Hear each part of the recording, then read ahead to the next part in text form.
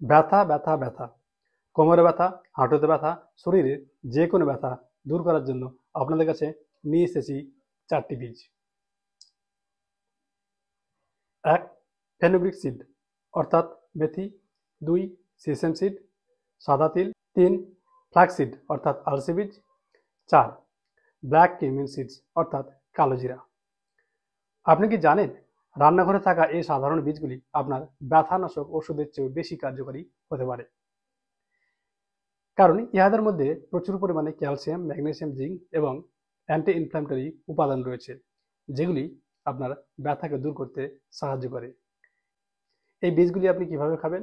গুঁড়ো করে প্রতিদিন সকালে অথবা রাত্রের দিকে গরম জলের সঙ্গে খেতে পারেন, অথবা পুরোটা সংমিশ্রণ বানিয়ে আপনি 1 চামচ করে সকালে অথবা রাতে গরম জলের সঙ্গে খেতে পারেন।